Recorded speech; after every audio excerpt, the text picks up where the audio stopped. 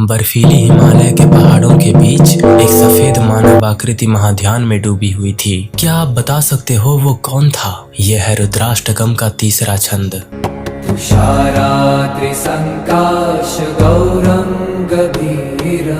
वो जो बर्फ के पहाड़ों के समान सफेद चमक रहा है और जिसके अस्तित्व की खाई बहुत गहरी है। मनोभूत कोटि प्रभाश्री शरीर, उसके मन की गहराइयों में वैभव की लाखें किरणें विद्यमान करती हैं और उसके शरीर पर अभिव्यक्त होती हैं।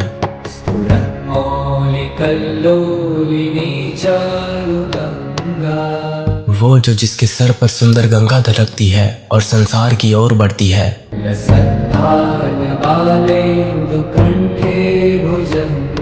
जिसके मस्तक पर मौजूद चंद्रमा अपनी किरणें फैलाता हुआ चमक रहा है और जिसके गले के चारों ओर सुंदर सर्प सुसज्जित है। निर्वाणाष्टकम का दूसरा छंद जो मानव अस्तित्व में शरीर से जुड़े समग्र प्राण वायु और अंगों प्रत्यंगों को नकारता है।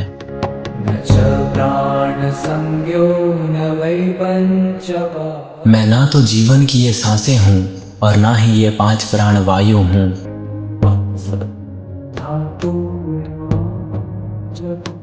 ना ही मैं शरीर के ये 7 तत्व हूँ और ना ही ये 5 आवरण हूँ।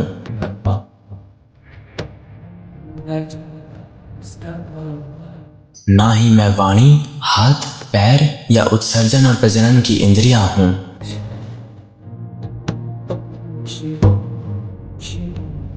मैं तो चेतना और आनंद की प्रकृति का हूं। मैं शिव हूं। मैं शिव हूं। करीब 1300 साल पहले आदि शंकराचार्य द्वारा निर्वाणाष्टकम लिखा गया था। इसका अर्थ होता है मुक्ति पर 6 छंद। ये रहा उसका पहला छंद और उसका मतलब। मैं मन, बुद्धि, अहंकार या इंद्रियां नहीं हूं। ना ही मैं कान, जीभ, नाक या आंखें हूं।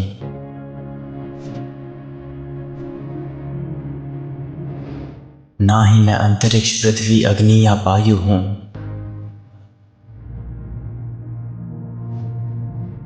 मैं चेतना और आनंद की प्रकृति का हूं। मैं शिव हूं। मैं शिव हूं।